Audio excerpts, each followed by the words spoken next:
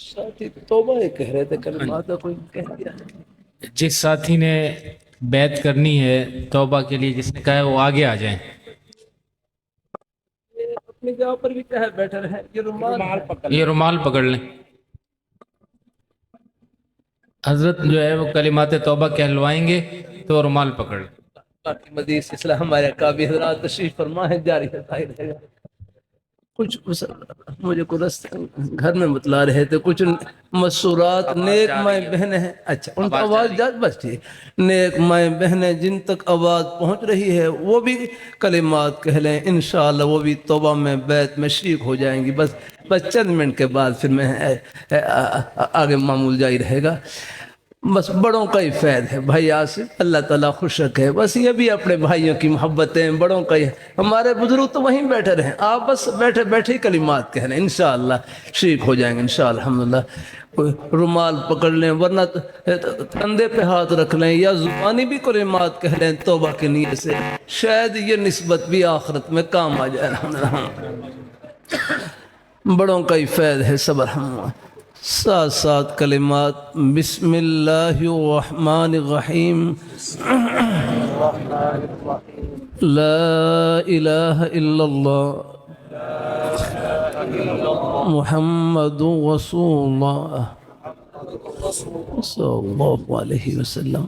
یا اللہ میں نے توبہ کی کفر سے، شرک سے، بدعت سے، غیبت سے، چغل خوری سے، چھوٹے بڑے سب گناہوں سے۔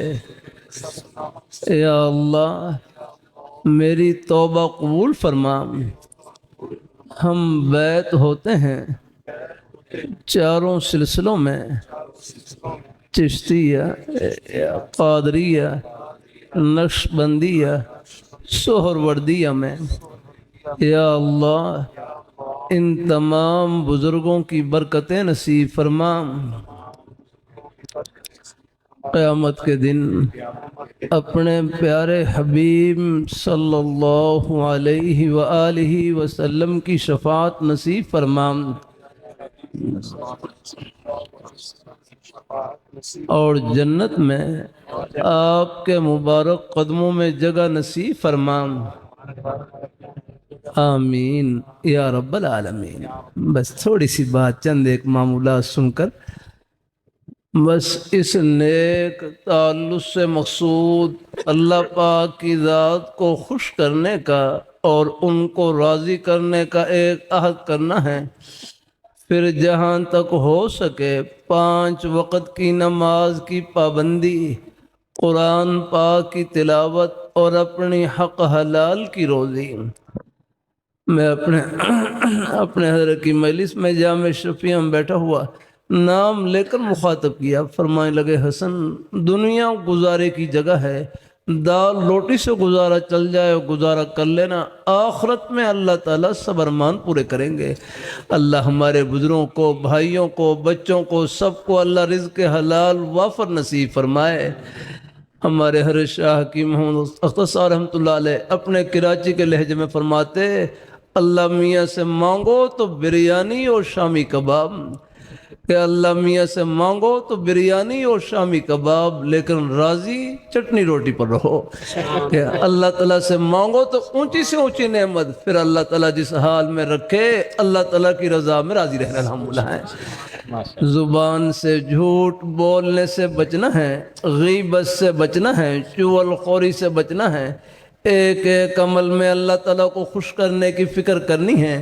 بس یہاں ہم خوش کریں، آخرت میں خوشیوں کے سمندر استقبال کے لیے کھڑے ہیں۔ اللہ تعالیٰ سب کو نصیب فرمائے۔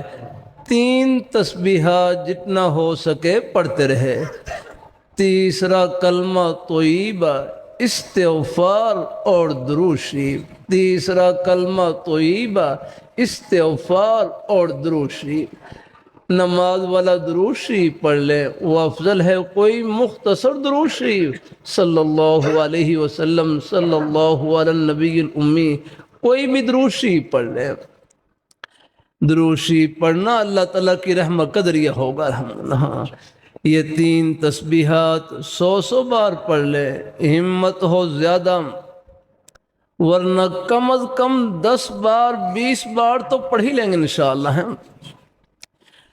اور باقی راستے میں آتے جاتے اٹھتے بیٹھتے کوئی اور زبانی مصروفیت نہیں ہے، تنہائی کا بہترین مشغلہ اللہ تعالیٰ کا ذکر ہے۔